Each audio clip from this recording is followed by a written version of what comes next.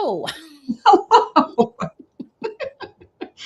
I was noticing how much louder that intro music is than the speaker when I need to talk to you, be able to hear you. And so all of a sudden it was like the intro music started and it was just like a blowback kind of effect. That was also my experience. And I just turned the volume down because I'm like, I am trying not to wake up my moody teenager who's still asleep. And I'm like, Jesus, it's so loud. I love that has it always been this loud? Maybe. I think it always depends on like what our speaker setting is at so that we can hear each other. It's almost like, you know, when you watch like an old movie that you're streaming and it's like you have to turn the volume way up, but then all of a sudden the ads come blaring at you and you're like, oh my God, what? Like that's what it felt like. So we are the ads today. We are the ads today. Yeah, I like it. We are. Well, here we are for another episode. It's June. Mm-hmm. It's crazy. I feel like when we cooked up this idea for this season, you know, it feels like yesterday, you know, when we were talking about, okay, in 2026, we're going to make it the promotion season. We're going to up-level our game. We're going to have a website. We're going to do a rebrand. We're going to try to take really hilarious photos, you know, wearing something matchy and try to make it look okay. We tried. So here we are 6 months in. Mm-hmm. And what's been your favorite part of this season so far? That's such a good question. I think I'm enjoying watching how your brain works and watching you like kind of like go through, like obviously I know it's scary in there. But like just watching how you're like doing the exercises and following like the process, because I feel like you're not being rigid about it. You're being like very kind of like flexible, and I'm like, oh, this is kind of fun because like as an author, right, you know, actually seeing someone working through the things that you think make sense, we don't always know that what we think makes sense actually does make sense when we put it on the page. So I am enjoying that. And obviously just your company in general, but we can talk about nothing like rats, like we were talking about prior to hitting record. Yeah, we were talking about rodents, everybody. Yeah. We'll keep that to ourselves though. We won't bore you with that part. That might scare away the audience. Yeah. How about you? So I definitely like thinking about my book, like intentionally thinking about my book through this season. It's forcing me to do the work that I should have been doing all along. But as we've talked about through different episodes, it's very easy to get caught up in your business or your life or whatever it is. And then all of a sudden kind of paying attention to this beautiful asset that you have sits over here and kind of collects dust, or you kind of think about it and you throw something out there and it's not very cohesive. So I've enjoyed the like built-in accountability of this season, kind of making me really think about how my books work within my ecosystem. But from like a, you know, behind the scenes logistic admin kind of perspective, I love the like cohesion of this season. Yes. You know, we've got the website, we have the download. We recently went ahead and put, you know, the episodes over onto Spotify as a podcast. It's a huge announcement. Your Substack. You know, I added things about Unscripted over to my LinkedIn profile. I just feel like there's this kind of really nice kind of, we're elevating this beautiful resource that we've created for authors that's for free, you know, at this point. And we're kind of just enjoying the journey of figuring out where this goes, how to get it in front of the right people. I found myself talking about it a lot this year in comparison to the prior years, because so many people talk to me about how do I market? How do I promote? You know, and that's not necessarily my expertise, but because I've been in this world long enough and I have books of my own, you know, it's like, oh, well, have you checked out Unscripted with Ali and Jenn? I mean, I literally just had a conversation yesterday morning with an author through an organization that I'm a part of. And she said, well, how do you market? How do you promote your book? Like what kinds of things do you do? And that's the part that I'm struggling with. I know that I need to do this when my book comes out, but I'm not really sure where to start. And I was like, well, have you heard of Unscripted with Ali and Jenn? Look what we have. And so, yeah, so I'm really digging that aspect. Yeah, I feel like we've been up leveling because this is our third year of doing this. And I also think like there's a number of benefits, because obviously we're using this as like a real-time case study, which I think makes it easier for someone who's in the position of not knowing how to market their book. I think that makes it like, oh, okay, we're watching these two stumble through it, which I think is helpful. And then I also feel like it's showing authors what's possible with their own work. Because I think we're showing, and again, like we say this every month, but like we're unscripted for a reason. Mhm. And I think we're showing like what messy can look like how we're kind of like finding our way through finding a tool and a resource that really works for both of our audiences, because authors have to figure that out on their own too. Like what's your communication vehicle going to be when you're working with your clients or Right. people who want to buy your book? Like what are you going to do? Like for us, we had 2 seasons that were very unscripted, and and we say unscripted, but we do have a general sense of what we want to talk about. We're not completely going rogue, because that would probably be scary. That might be a fun exercise, like doing one where we just show up and see what happens. Just show up and we see what happens. Yeah. I like that. But I think it's good because I think we're showing authors what's possible. And I think that's really important, because I think authors get really frozen and stuck in the fear of not knowing what to do next, which we've spent the last couple of months talking about. So, yeah. So for those of you who are joining us, we would love to know that you're here. Drop something in the comments. If you're joining us from like a replay after we've done recording, we still want to know that you caught the replay. But the benefit of being here live is getting to ask your questions in real time.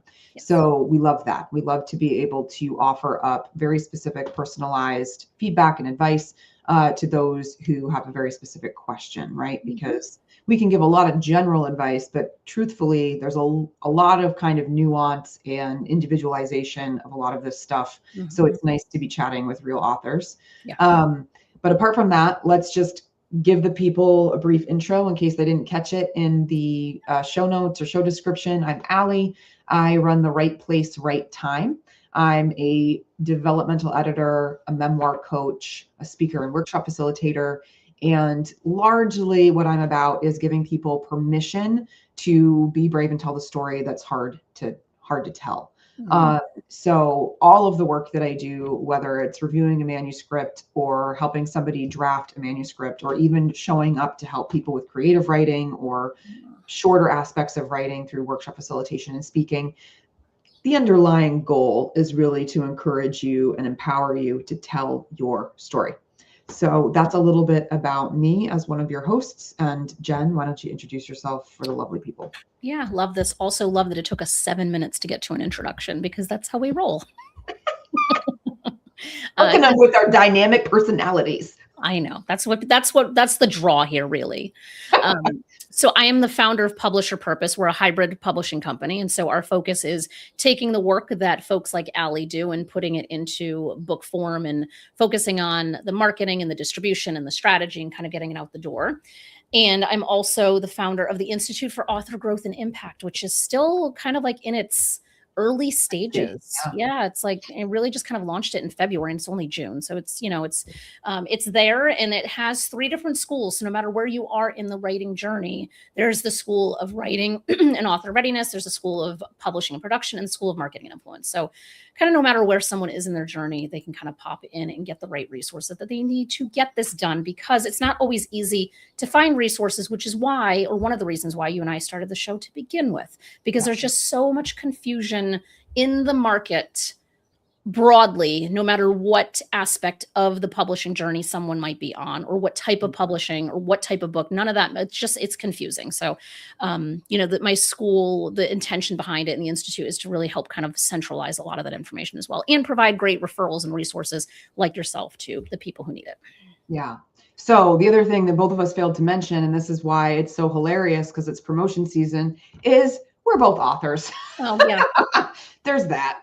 So Jen and I both have written award-winning books, and the one that we are featuring this year and working through is the very gorgeous and new Promote Your Purpose. So if you've been tuning into Unscripted this season, or you're just tuning in for the first time, we encourage you to go to unscriptedforauthors.com. You can learn all about this season. You can learn about Jen's book. You can download a free workbook that Jen has put together for this year's season, and you'll get a ton of value out of that. What else is there to say about unscriptedforauthors.com before we dive into today's topic? I think you said it has all of the past. So if you're tuning in now in June, we're on chapter 6. It just happens to work out perfectly that there's 12 chapters in 12 months. But if you're like, oh, they're referencing something from a past episode, we have it all embedded right on the site, so you didn't have to leave. This was a huge effort for us to have a website. So it took us 2 years going into the 3rd season. And now we have one. So it's a good resource for a lot of things. And I just remembered, I went ahead and I went and added a watch section to my main website, therightplacerightTime.com, that links right over to Unscripted for Authors. Perfect. So as people are finding their way over to me at TWPRT, they can also find their way over to Unscripted for authors.com pretty easily. I'm pretty excited about that. It was the simplest of website updates out of all of the updates that need to happen. I believe that. I really do. Yeah, it's wild. The things that we procrastinate on and postpone and all of the things. Yeah. Yes. It's who we are, and that's who authors are. And so like we are you. Like we are not better than, we are equals. We just have been doing it a little bit longer and know our way around the industry more intimately. That's all. Yeah. Yeah. So I saw this was a great LinkedIn post the other day from a prior client of mine and dear friend. Ravi Rajani, shout out. And he was talking about the lessons he wants to teach his children. But one of them in there like totally stuck with me. And it was, don't compare your chapter 2 to somebody else's chapter 22. And I was like, yes. So like we're just further down the road, but we've been on the same road. So like, this is not about comparison. It's not about judgment. It's not about feeling like you're behind. You're not. You're where you are and we're where we are. And we're here to help because we're a little bit further ahead. Like that's really what it comes down to. Yeah. And that's the approach that I think we take in terms of our teaching and educating people. So my hope is that people are feeling seen and valued and heard and not judged or shamed or any number of things. Because there's a lot of author industry folks that kind of want to make you feel like you're behind and want to make you feel bad because that's kind of a sales tactic for them. And that is obviously not how either of us roll. Yeah. Grody. All right. So we're at chapter 6, which is called Know Your Reader, Know Your Buyer, Know Your Impact. Jen, do you want to give us a little bit of context for this since you're the woman who wrote the book on it? Yes, I would love to. Okay. So basically this chapter, if we think about the writing process, when we're writing the book, we have to think about the who we're writing the book for. That is kind of a given. Yep. However, a lot of times what we're not thinking about is the marketing side of who we're writing for, because how we write for that target market or target reader may not be how we market to that target reader. And so this kind of helps us expand outward of, the chapter title is Know Your Reader, Know Your Buyer, Know Your Impact. Because at the end of the day, we're writing books because we want to impact people. And so the impact is going to come from that really deep clarity of knowing who this book is for and then how we're actually going to reach them. That's kind of like the distilled down version. Yeah, I love that. Okay. Let me take a look at some of my underlines to see what I want to add. Your underlines. They bring me joy when you hold up your things and they're all marked up and yeah. Oh, my little blue Post-its. Yep. Let's see. Yeah, let's talk a little bit about the person who reads your book may not be the one who buys it. Yeah. Big. I have had that conversation a number of different times with folks over the years. Perfect example, I'm working with a client right now. They're working on a memoir. They're trying to determine, right publishing avenue for them, distribution channels, things like that. And, there's a part of this person who wants to be able to speak to like high school students, inspire high school students. And one of the conversations we had was, okay, well, let's think about that. Is a high school student the person who's likely to pick up your book, or is the person who buys the student the person likely to pick up your book, right? Two very different strategies. If you can get in front of the high school students, right, to talk to them, great. But you're probably not selling the books in the back of a gymnasium, right? And the high school students, while they've got probably Apple Pay and Venmo and like all the things or whatever, probably still aren't quite yet in the mindset of buying books from motivational speakers, unless they're already like a heavy reader, would be my opinion. But they could be the ones to go home to their parent and say, I heard so-and-so speak, and they have a book, right? And so we've got two different audiences there, both impacted by a message, both impacted perhaps by the author, but maybe only one that's got the true buying power. Yeah. It's a great example. It's a really good example. So I love that kind of distinction of being really intentional and thinking about who you're reaching. And it's not to say that you don't want to reach the high school kids. You do want to reach the high school kids. It's just that your strategy is different depending on where you're at. And, so in the instance, let's just keep using this example, right? Like, okay, so maybe you're not selling the book in the back of the gymnasium, but maybe you're sending each kid home with a flyer about the book that they share with their parent when they're telling them that they would actually be interested in this book, right? But the flyer is really geared towards the parent and convincing the parent of the value of the book so that they swipe. 100%. Yep. And I was even thinking like, having a QR code that's on that piece of paper that you could even say, hey, student, scan this and text it to your parent right now, or text it to your, your caregiver, however you'd phrase it to be inclusive. Something like that, right? Because they're not going to be the one that's going to use their money to buy this, but your parent might. Yeah.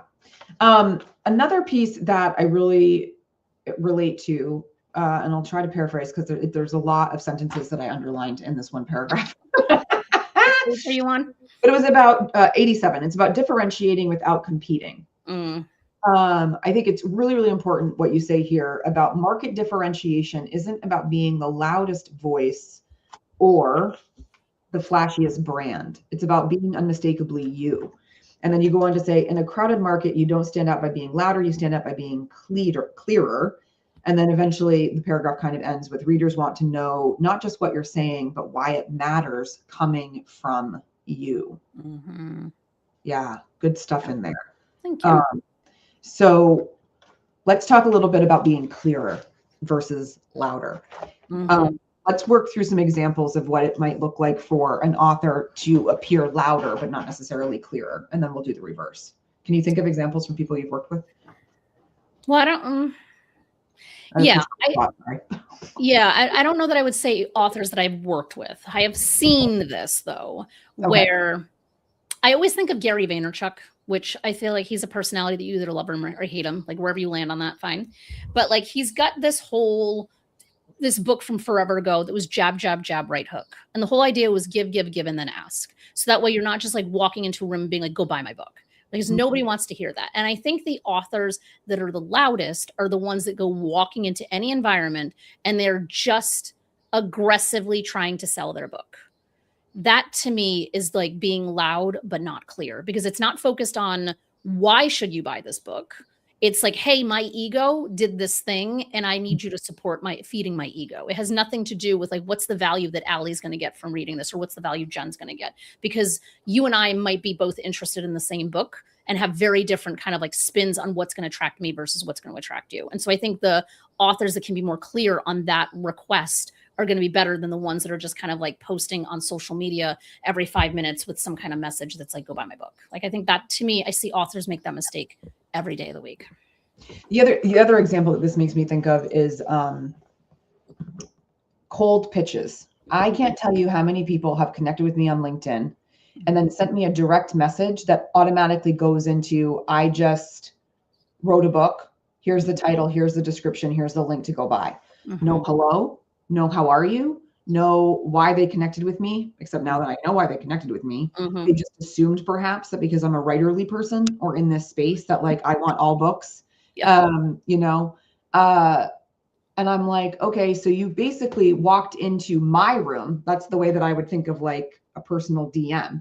You walked into my bedroom, like you threw open the door without an invitation and you went, bah!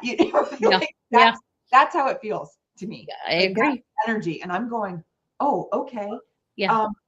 There was a door here. It was shut. I don't remember hearing a knock, a gentle hello. There was no chit chat. Like, why do I care? And you could have a perfectly great book, one that I might be interested in, but because of the approach, I don't even read what that book is about. I don't even click on the link. I don't give a flying, and you all can finish the rest of that sentence at that point, because you came at me a little too hot and we haven't even established a connection yet. None. Yeah. You have to start at knocking at the front door. Like that's like, we gotta build a relationship here. Myself out of my bedroom. It's crazy. Cause like, I don't know where that advice originates from. mean, like, I don't know who is like the original dispenser of this strategy works, because if anything, you're just pissing people off. Yeah. I'm honestly not sure if anybody has actually offered that strategy. I think it's people who don't know a better way, who are like, I'll blast as many people as I can. And because of quantity, I will capture, I will capture people. I would be curious if someone ran those numbers to say, if anyone watching this or listening to us on our new podcast, if you actually see the data of I sent out 200 messages on LinkedIn this week and I got however many sales, because if it's coming that aggressive, I can't imagine that's doing you any favors. Yeah. Yeah. I mean, to some extent, and I know that there are exceptions and there are outliers, right? Like there are some people who are selling books from, like, let's say an indie published or self-published route that are having some success with different funnels and campaigns and things like that. I haven't really engaged in a lot of that for my 2 books. My 2 books have been a lot more like relational, high touch, one-to-one conversations and connections. I think sales for both books were highest when the book first came out. I was talking about it a lot more. I was getting ready for launch, right? With my first book, it was my first book. My people around here who knew I had wanted to write a book since I was 5, rallied around me because they were just like, oh my gosh, we're so proud. We knew you when, kind of thing, right? But since then, right, like it's been showing up at fairs, showing up in conversations, showing up at conferences, like I think the other day I went to a conference for Vermont's Creative Network, and I put 2 copies of my memoir in my backpack, just in case. I don't know. Just in case, because I didn't know. I ended up giving one away later that day, but it wasn't at all in the way that I thought that it would happen. It was after the conference was over, and I was actually showing a young mom a house to rent. And she was telling me her story, and there were so many uncanny similarities that I was like, hey, I want you to have this. And I pulled a copy of my book out and I handed it to her. Did she pay for it? No, it was a gift because I felt like she really needed it. But I don't know if she's going to go and promote that book to 10 of her friends that will then go and buy it, right? And so, part of this kind of like how you show up, how you promote, sometimes the first step isn't the sale. Sometimes the first step is a connection. It's planting the seed to sprout new sales, totally, like down the road. So I don't remember where I was going with that whole story, but there was a reason that I was telling it. I'm not sure I can trace it back either. We're talking about you not promoting your book as much, like you promoting your book more when it just came out. No, it didn't help. Nope. But what we were talking about before that was like being loud and how you approach the initial kind of like quantity over quality, I think is what we were really like. Does it work to cast a wide net and hope that you get a certain percentage of people who click and buy without any kind of relational connection? Right. Or is it really better to be slow and steady if that's quality connections, quality sales, quality leads, right? All stemming from what we were talking about, which is being clearer, not louder.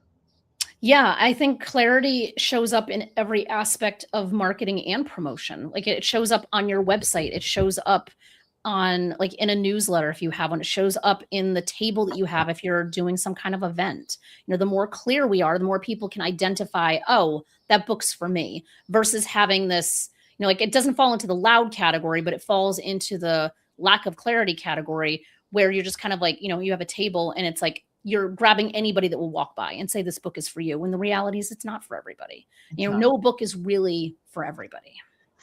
That's right. So let's see what else. Not for everyone. Actually, before we go into not for everyone, because I feel like that's a really good segue into how to then decide who your person is.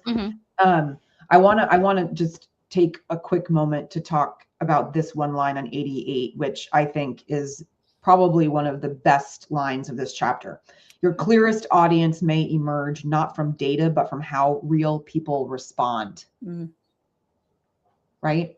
Yeah. So tell us a little bit when in this moment, when you're saying may not emerge from data, what kind of data would you be talking about there versus the response of real people? I think sometimes we're going based on general information. So we might say, okay, so you and I have both written memoirs. We've both written nonfiction books. Let's just say for memoirs, you and I are both pulling data points of how we may define success for our book. And we're pulling some statistic that is put out by some memoir association where it's, I can't even think of an example of what it would look like, but it's basically saying that 10% of this population of people read memoirs in this particular category or genre. Yeah. Both of our books technically fall, like we each have a chapter that technically falls into what that looks like. That would be you or I making important decisions based on that data point, that who knows what the sample size of that data came from, what type of authors they were, what the goals of those authors were, how many books they sold, like all of this information. Like we always have to ask the source in terms of like, where is the data coming from? It's fine to have data, but like we need to drill into the data a little bit more, because now we're making informed decisions based on that, versus putting it out there and having real humans that are connected to us, that are part of our network, they're reading the book, telling us what they're seeing, what they're feeling, what they're experiencing, that might be in complete contrast or complete opposite direction of the data that we feel like our book should be doing, or the people it should be reaching. I feel like that might be a murky example, but that's what kind of popped in my mind. Does that make sense? Yeah, that makes sense. Actually, it makes me think of, so there was an email that circulated yesterday, Gotham Writers, I think, was talking about the state of memoir, actually, in traditional publishing. Did you get that newsletter yesterday? Did not see it, no. Okay. I probably have it. So this whole article about like the state of traditional publishing kind of turning away memoirs, or not really being interested in not being able to sell them unless they're like a celebrity with like a huge platform, right? So what does that mean for people who want to write memoir? The article was honest, but it was also a little doom and gloom, right? And so I'm thinking, okay, yikes. You know, if people read this, right, do they all of a sudden start making decisions based on what this one aspect of the marketplace is saying versus looking for the opportunities, looking for the gaps, thinking about this differently? And so of course I automatically was like, how can I use this article and this information to talk to my audience, right, who I'm trying to call in, about why it's still important to go ahead and pursue memoir, and how you go ahead and you do that regardless of what the traditional publishers are saying, right? Because I know that there's other avenues. But if we were to just go ahead, I think one of the things in the article that made me cringe was like, so don't give up on writing a memoir, just make it more prescriptive. Like turn your life story into something that can be more like actionable and life lessons.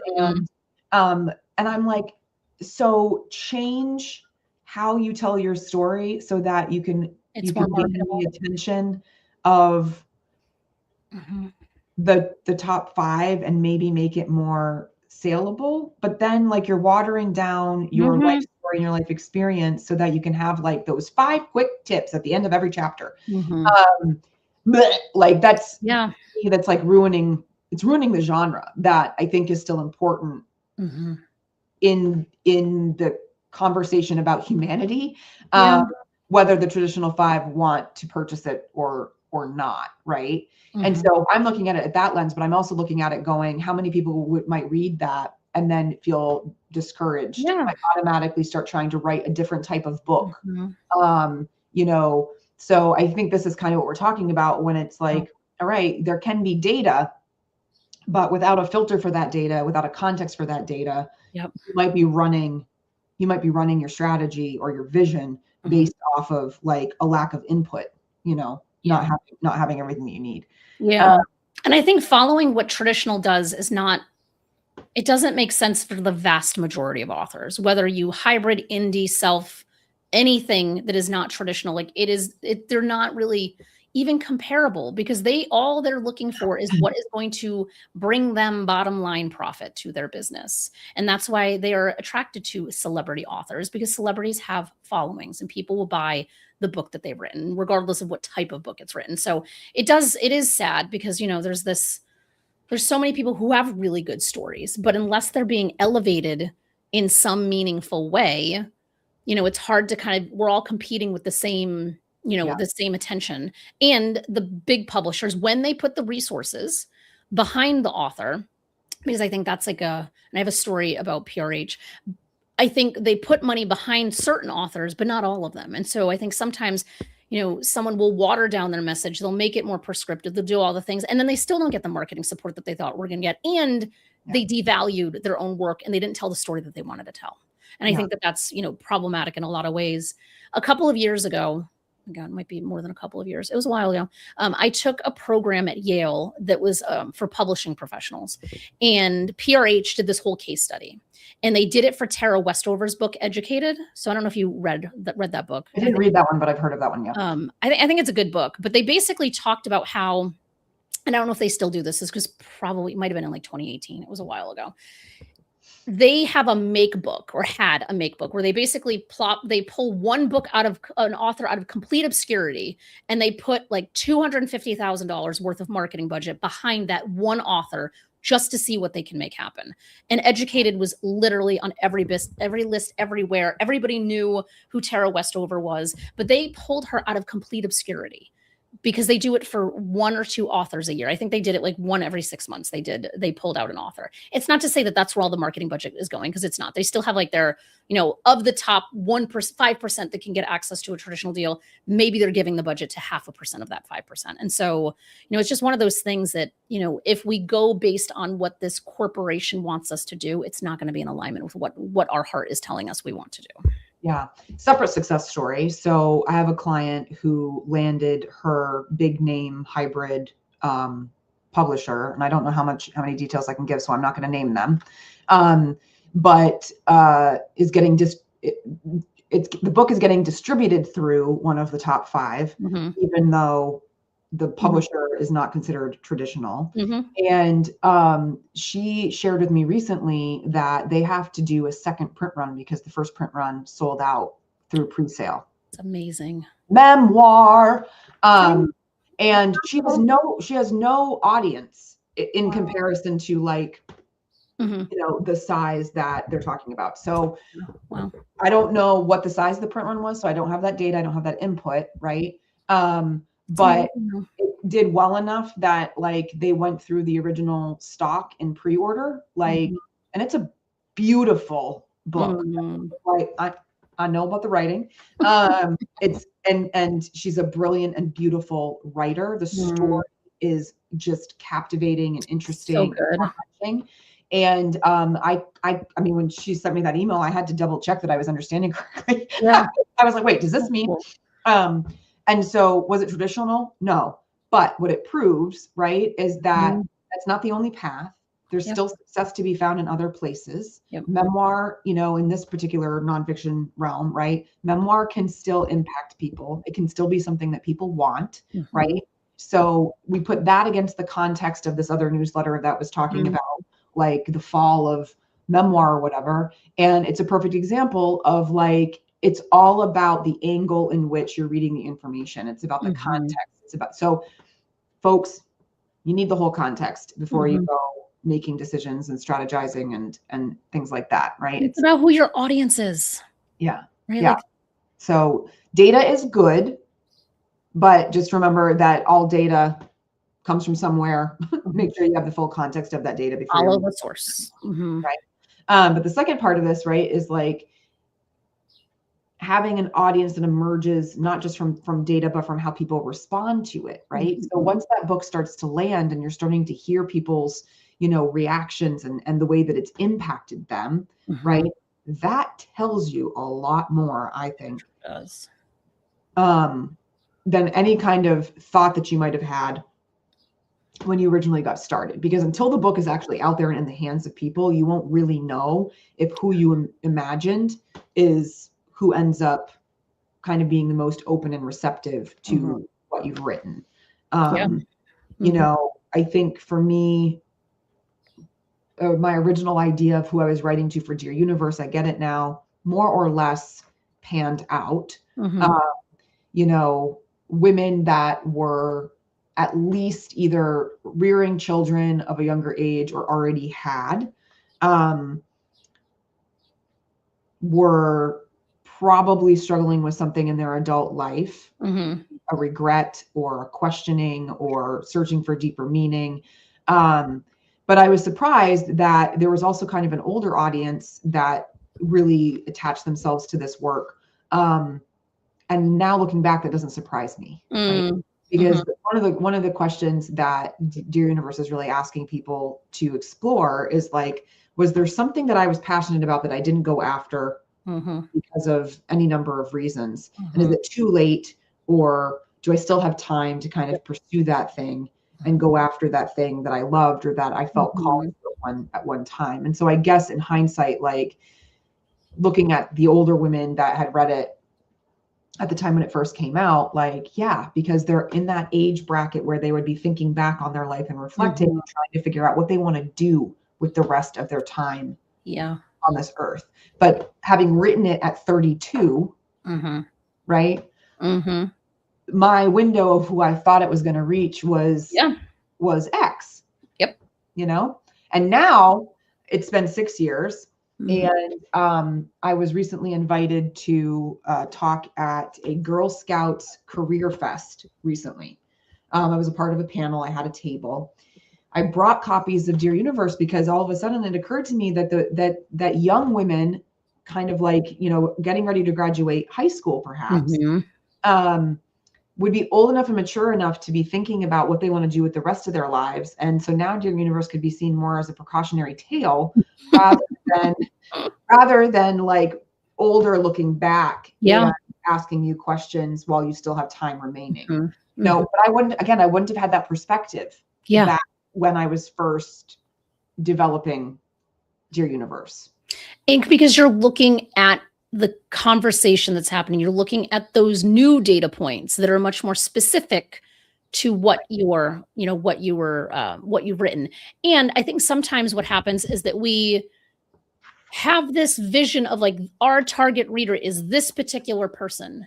And if someone is outside of that very particular lane that we want to put them in, we kind of like shrug it off as an outlier. And then all of a sudden the outliers far outnumber that particular lane that we thought we were writing for. And unless you're like slowing down to like really look at those differences and see that, we can be marketing completely in the wrong direction, or spending more money on marketing because we're marketing to the wrong person, right? So it's all about like efficiency and just kind of not set it and forget it. I think that's a whole big thing on the just marketing side too, is that we come up with a strategy. A lot of times people pay a lot of money for a big fancy strategy that's 80 pages and then just sits in a Google Drive and then you never look at it again. Like it's something that needs to be looked at and reviewed on a regular basis so you can make different and more informed decisions. Yeah, totally.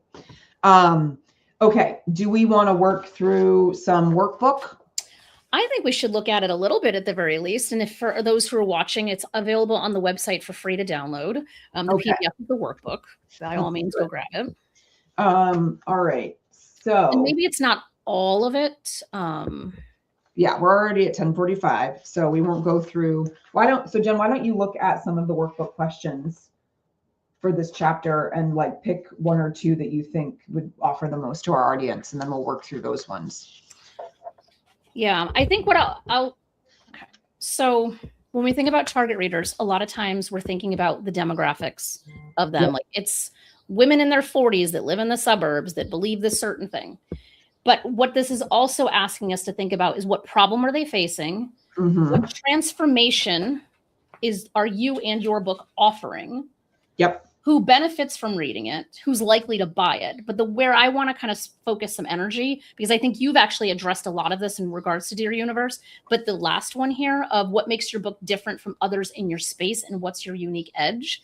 I think to me, that's the place, especially given everything that you were just saying about that memoir article, right? Because now it's more important that we're differentiating our experience in our memoir than somebody else. So how do we kind of get to the bottom of that, you know? Yeah. Yeah. Okay. So you want me just to go right for that question? Yeah, because I'm curious, you know, what, and I know that you've been doing this for both of your books, so I'm curious. I know we've been really kind of focused on Dear Universe today, so if we want to stick with that, sounds good. Okay, well, why don't we do just that one question for Dear Universe, and then we can work through the other questions for Do Not Write a Book Until You Read This one. So I'll hold up Dear Universe because I realize we've been talking about that one the most today, just by the nature of where the conversation went. So this is Dear Universe, I Get It Now, Letters on the Art and Journey of Being Brave and Being Me. It's won 2 awards, yay! And it's 6 years old in November, which is really hard to fathom. So we've already talked a little bit about kind of who, right? The various iterations of who. So what makes the book different? So I came up with, rather than positioning the author as someone who has everything figured out, the book invites readers into the messy and uncertain middle of becoming. Blends memoir, reflection, intuition, personal growth, and storytelling, but without pretending that it's a perfect roadmap. And its unique edge is that it feels like a conversation with a trusted friend who is willing to tell the whole truth. Nice. What I noticed that you did not do is that you did not pull out themes. You did not say this is for someone who is struggling with this particular thing or had this particular experience that did this, that did this. And I think that that is a benefit because you're pulling together the bigger picture in the through line rather than just kind of like one narrow lane of interest that someone might have with one of your stories. I mean, I did, and so like in the benefits part, I did come up with like the women who would benefit the most might be those transition, like with life transitions, going through divorce, motherhood, grief, reinvention, personal growth, identity shifts. Those all feel like themes. And they're the women who would already enjoy something a little bit more reflective and emotionally honest, but rooted in lived experience. The likely to buy the book and why, like I talked about, like the likely buyers might be people who are women in transition, book club members, memoir readers, friends purchasing gifts for someone going through a difficult season, people who might hear me speak and would want to grab my book in the back of the room, right? And people already connected to like personal development because the book is kind of, it airs a little bit more on that side. But I think when it comes to what makes it different, like, I don't know that themes is ever going to be the right answer to that question. And the reason that I would say that, especially when it comes to memoir, that particular genre, is because lots of memoirs can have very similar universal elements or universal themes that make it resonant with the reader, right? But that's not probably what's going to make it different and stand out, because there's lots of books, there's lots of memoirs that are ultimately probably about personal growth, reinvention, following your purpose, right? So what makes it different? It's got to stand out on its own, and it can't be thematic, I think. Yeah. Yes. And that's why the 6 questions in total together are really important, because each of them is asking you to look at your book from a different angle and a different lens. So then when you are thinking about your marketing and thinking about how you're going to reach out to any of these folks, you have all of that lens to look through. So you're not just answering, oh, it's for women of this particular age. You're bringing in like the kind of the behavioral side of why someone would be interested in this too, versus just the very kind of basic, who's your book for? You know, that's just it's very flat when we think of it from that perspective. Right.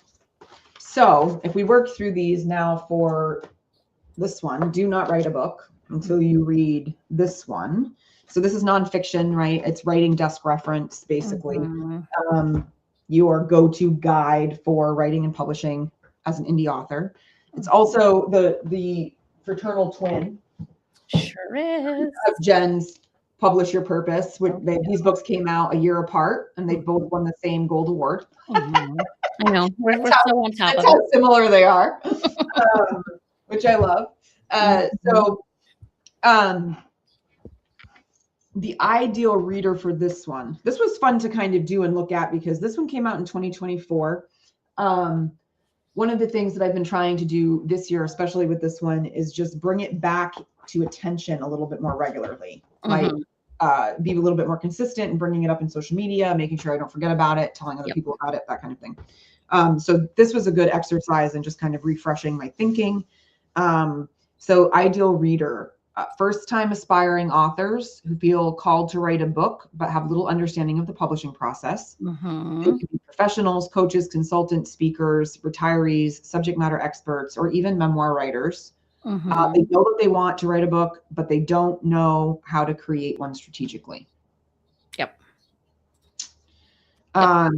Yep. What problem are they facing? So they're overwhelmed by conflicting advice. They don't know where to start, what publishing path to choose, how long the process takes, what mistakes to avoid, whether their idea is strong enough. They're at risk of wasting time, money, energy, and pursuing the wrong next step, or falling down the Google rabbit hole of information and not knowing how to filter whether or not that information is reputable, credible, accurate, up to date, those types of things. Yep. I'm realizing as you just rattled off all of those things that the box in the workbook could be a lot bigger. The what? The box. Oh, yeah. No, I ended up having to like do it on separate pieces of paper.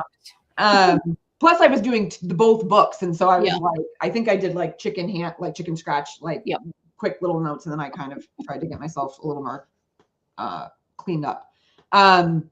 What transformation are you offering? I think for this one, the biggest transformation is like clarity and confidence. You know, readers move from confusion about what they're doing, how to do it, to some understanding of some first initial steps and the right perspectives to have, from overwhelmed to informed action, and from unrealistic expectations, right? Because the book talks about ROI and how to think about book sales and how to think about the fact that you're going to be a marketer, right? We kind of break down some of those myths and pitfalls and misconceptions. And by doing that, it really allows the author to have more decision-making power in the process, because now they've been corrected in some of those misperceptions. And as a result of more understanding, more informed action, more strategic thinking, right, then they're confident about what they're doing in a different way than when they began. Yeah. And what's funny is that everything you have said so far applies to the sister. The sister. I know. They're great. They're twins. Sister. Who benefits from reading the book? So first-time authors, but then also experts that are building authority, entrepreneurs who are thinking about the book, retirees who finally have the time to write the book that they've always wanted to write, and people considering self-publishing. And can I just tell this story? This like completely lights me up. So I'm going to tell a story. Love it. In April of 2025, I went to a writing event hosted by the League of Vermont Writers. I was newly the president again. And I brought copies of Do Not Write a Book. I put them on the member table. I walk away. Woman comes up to me and she says, "Is this your book?" And I said, "Yes." And she says, "Oh my gosh, I need it. Can I buy it right now?" Amazing. Yes. She was like, "You had me at the title. And I've already flipped through and I can tell this is exactly what I need." And then she told me a little bit about her writing project. So she paid me, I signed the book, she took the book, she went on her merry way. Never saw her again. Flash forward to April of 2026. So just a whole year. Right? A whole year or 2 months ago, I guess. She comes up to me with the book, Post-it noted, highlighted, things are in the margins. And she was like, "You have no idea like how much this has helped me in the last year, know what I'm supposed to be doing. And I know that I still need more help. I know that even this book doesn't have all the things that I need to know." But come to find out, the reason I hadn't seen her in a year is the woman had a stroke. She had a major recovery. But she said when she came out on the other side, she said like the need to go ahead and write her book came on so strong with a vengeance, because she realized that time might be limited and she needed to get the thing done. Wow. And she was a retiree, somebody who had multiple decades of experience, both living with, I think, ADHD and also helping people in learning spaces with ADHD. And she wants to get it all in a book. Wow. So, you know, she hits the retiree, she hits the expert, she hits the person always wanting to write a book. But she wouldn't have been somebody that if I was to scan a room, that I would have necessarily like picked her out. Um, Yep. So the power of the book that captures the person that needs it the most, which I think you say beautifully on the very last page of chapter 6. Books do not sell themselves. They find their way to the right people when you're clear on who those people are and how to reach them. And I think that the title of the book, the look of the book, what the book promises via the description, the hardcover copy, you know, the table of contents, it reached exactly who it was meant to reach, which in this case was Marcia. And it's important because like I think that's also what's interesting about our books being sisters is we both have a similar like typography to the cover where we don't have our faces on it. We don't have imagery that has like, you know, someone sitting at a desk writing or so many things that would exclude certain people from wanting to pick up the book. So I think that that's also like a huge kind of benefit to this because your readership can expand. Like the more conversations, and back to the data, the more conversations that you have, it's like all of a sudden you're like, oh wow, there's this whole pocket of people that I was completely not expecting to resonate with it. And there's nothing about the cover or the title that is going to repel that particular person. And I think that's why I'm a big, you can see all 3 of my books in the background. All 3 of them are very typography focused. I just personally think that's the better way to do it. However, you know, there's always exceptions. Yeah. So likely to buy the book. Aspiring authors, maybe writers groups, conference attendees, workshop participants, people exploring publishing options, family members encouraging someone to write their story. I like that. And what's great about your memoir is that it's not long and overwhelming, and you can pick up each letter to yourself and just read 1 chapter at a time and not have to have this big, overwhelming emotional experience, even though your book has a lot of emotional experiences in it. I have read it. There's definitely some highs in there and some lows, but it allows the reader to kind of come in, absorb what they're capable of in that moment and putting it back down. So like seeing it doesn't feel like, oh my God, this book's 400 pages. It's so overwhelming because that's not who you were writing it for. Like there's plenty of memoirs that are 400 pages and work perfectly fine based on the market that they're going for. Yep. Now this baby is solid. Hundreds of pages. They're girthy. Girthy. She's a big girl. But she's packed with so much value that it's like, I don't think that there's really a wasted word in there. I agree. What makes this book different, so do not write a book until you read this one, bridges the gap between inspiration and execution. A lot of publishing books either focus heavily on writing craft or on marketing, but this one kind of gives you a little bit of everything for the whole book journey. Helps people understand the entire publishing journey before they invest significant time, money, or emotional energy. Its unique edge is that it's practical, accessible, and grounded in real-world publishing experience rather than theory alone. Helps readers avoid mistakes that first-time authors commonly make. And I honestly think that one of the other unique edges is the voice. You know, even though it's co-authored between myself and Bridget McGowan Hawkins of Press 49, Bridget and I have a very kind of straightforward, kind of shoot from the hip kind of style, and that voice and tone is captured in a book. And so while a lot of writing reference or any kind of nonfiction reference book can be very, very dry, this one has a lot of kind of like sass and kind of attitude to it that makes it, I think, an enjoyable way to learn about a very complex like industry and landscape. And I think that that is reflected in your title. So again, back to the strategy that we're always kind of talking about, like your title very clearly to me says, this might be written by some authors with a little bit of sass, right? Because you wouldn't have a book title like that if you did not have a sass element to it. Or if you did, and then it wasn't sassy, I think that also might create a different disconnect. Yeah, right. Yeah. You It kind all of like matters. false advertising. We've given you a very sassy title and now we're dry as dirt inside. So Jen, where do you want to wrap up? Like, what's the last kind of note you want to leave people on when it comes to know your reader, know your buyer, know your impact? I'm going to throw out something that might feel a little out of left field, but I was thinking of it as you were talking and how like detailed and thorough you were with your answers. Is I think sometimes just reading a chapter of a book and then trying to work through the exercises might feel overwhelming. And this might be a good opportunity to throw the questions into your AI of choice, to have it help you think deeper on what the thing is. Because sometimes like, what transformation are you going for? we have like our own limitations, but we could go to AI and say, I'm really struggling with what the transformation is that I think this book is going to have for me. Can you ask me some specific questions that are going to help me get a deeper answer? So again, feels a little out of left field, but I think it could be valuable. Great prompt. All right, so we're coming to the top of the hour, folks. We're going to be back again next month in July. What's our date? Oh, do we know? God forbid we ever have this information before we start. I know. The 9th, July 9th. July 9th. Okay. And we're going to be talking about selling with purpose and service with confidence.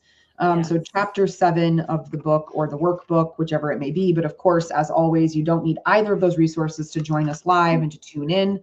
And if you are catching this on the replay, we would love for you to let us know that. Or if you're catching us over on Spotify or Substack, or just comment wherever the heck you are listening, we would love to hear from you and know what you're learning, what you're taking away, how the exercises are going, how you're applying them to your own books, right?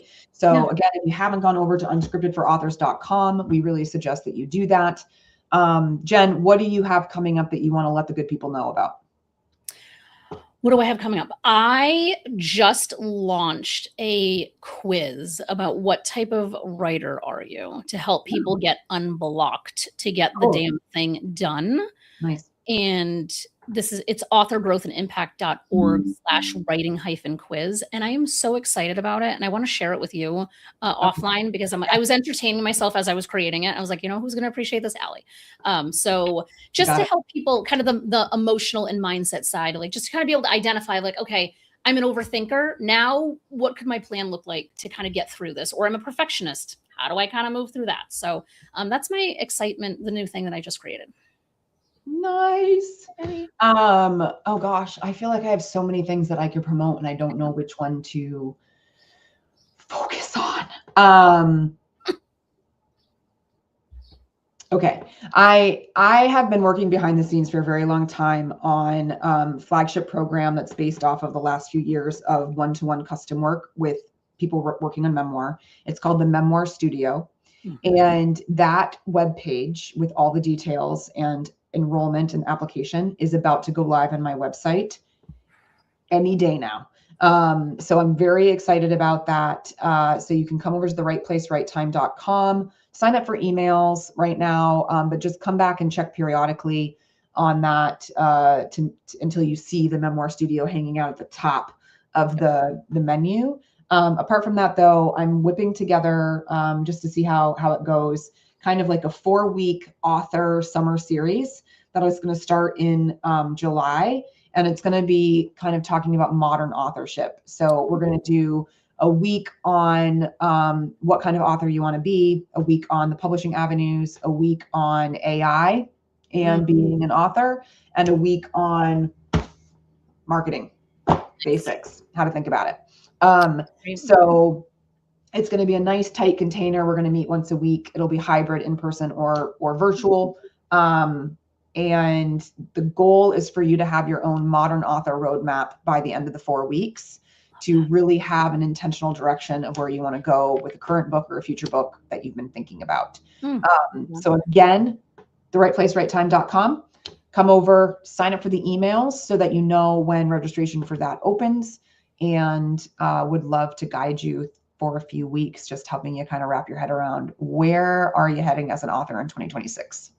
I love all of that. I love that it's wrapped as a summer series. It's kind of like the perfect container. Love it. Yeah. We'll see how it goes. Hopefully we'll get some people, some butts in seats. That is the goal. Yeah. And so all of these texts that we've been referring to, they're going to be on the suggested reading list. They're not going to be required, but I'm going to be pulling tidbits from all of them. So y'all, it's going to be a great series. Yeah. So the right place, the right time. Yep. Go get it. Sign up. Get it. Okay, we are digressing very quickly here. So we're wrapping up the show for today. Yes. We will see you again on July 9th. Bye, my friends.